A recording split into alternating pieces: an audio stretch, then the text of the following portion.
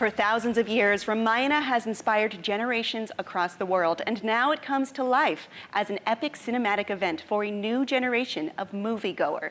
Joining me to talk about Namit Malhotra's Ramayana is Ranbir Kapoor Yash, Namit Malhotra, and director Nitesh Tiwari. Welcome.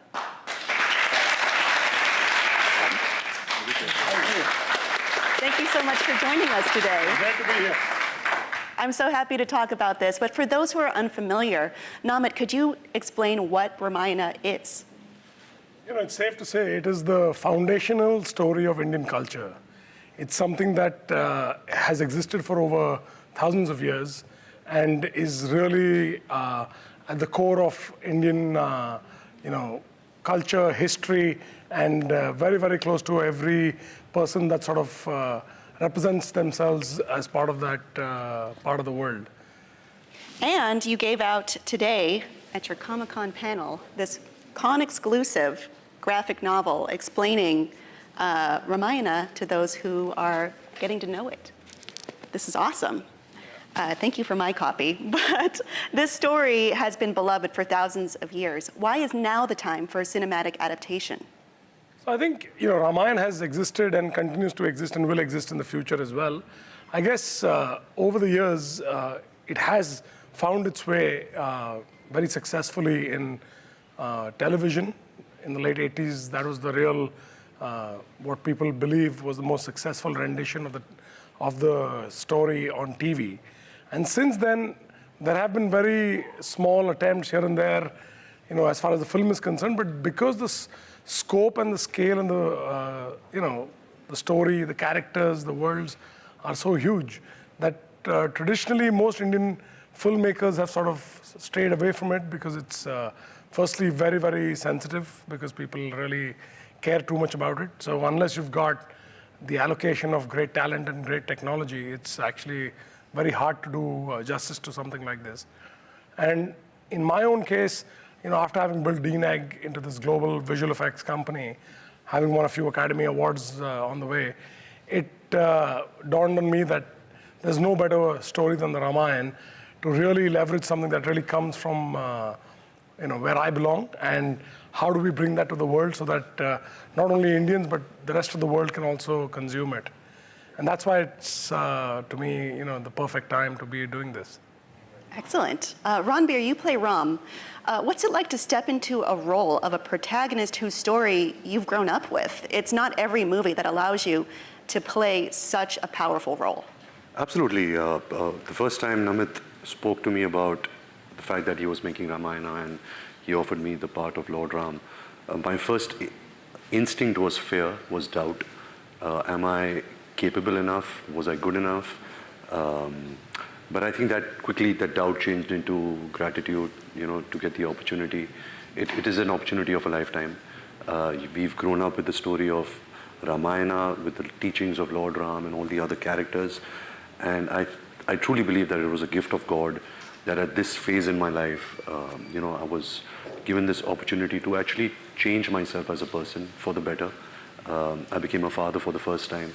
So I think telling my daughter stories about the Ramayana, learning more deeply about what it actually means. I had a very different understanding of the Ramayana. But at this phase in my life, I deeply understood the spirituality of it, the complexity of it, at the same time, the simplicity of it also. So I'm just really grateful that I had this opportunity. Tell me, how and why is Lord Ram called to action? His humanity, is his compassion, his selflessness, his righteousness, his courage, the sacrifices he makes for his loved ones. In times of adversities, in times of conflict, he's always acted with compassion and not with ego. So I think that's what really is a superpower, and that's what really, makes him such a loved character with thousands of years. Yash, tell me about playing the antagonist, Demon King Ravana. I mean, to tell a story, you need good and bad, good and evil. So the most important aspect of this particular story is Ravana going out of control in terms of power and he's driven by vengeance. He's driven by wrong things. So that is where I think the story becomes interesting. Like, if you see deeply, if you observe the story, when you know, you'll find it out. The way both the characters are constructed, or the way the story entails, is Lord Rama is somebody who is born as a king, but he goes into situations where he has to lose everything, and then he has to regain all the powers with his behavior or the kind of action he takes. But Ravana starts with nothing. He becomes powerful, and then sometimes, like they say, when you fight a demon, you end up becoming a bigger one. Like, you have to be very careful with that. So Ravana is somebody who is actually very talented. He has mastered many arts, but eventually ends up becoming a person who can't control his power. So that is where the story is interesting, and I think the contrast is very interesting in this story. Well, you've no doubt heard this story before and grown up with it. What was it like taking on this role in particular? See, that's the exciting part, because as a kid, we have all heard this story. Probably the first story I've heard. As a kid, my grandfather used to tell me these stories. And you have your imagination, and you've seen so many people have depicted this in many ways. So what do you bring in as an actor, and what is your understanding of that character was challenging. And I think my director and the writers have kind of given me that space, so I could play this character in a very different way. And it was very challenging and exciting as well. Like you said, if you know the characters and everybody is aware of it, then it becomes a very challenging part. Because if it's a new film, you're telling a new story, whatever you do, that will become the character. But if people already have some imagination about it, and so many people have played it in different ways, then it's an extra pressure for an actor. But I have stuck to very simple basics to understand what made him do such kind of things. So intent was more important. I've gone behind that, and I think I've kind of given a different take on it. Hopefully people will like it. Nitesh, what is it about Ramayana that makes it so beloved? What is the story's meaning to you? At the heart of it, it's all about relationships and the emotions which come with relationships. And that's exactly what we have tried to capture. And along with that, we have given it a cutting-edge execution. That's what makes it very, very exciting. And the same story, which a lot of people may have heard, may have seen before, will find it absolutely refreshing, absolutely fresh take on that in terms of execution. It's my understanding that this adaptation of Ramayana is broken into two parts. What does each part focus on?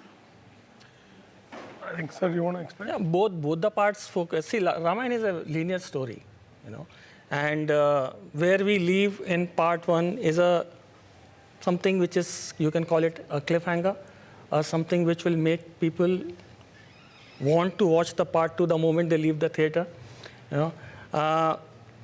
That's basically it. It's a story which deserves two parts. It cannot be told in one part, and we just kind of decided that this probably would be the best part where we can leave it at for part one and leave the rest for the part two.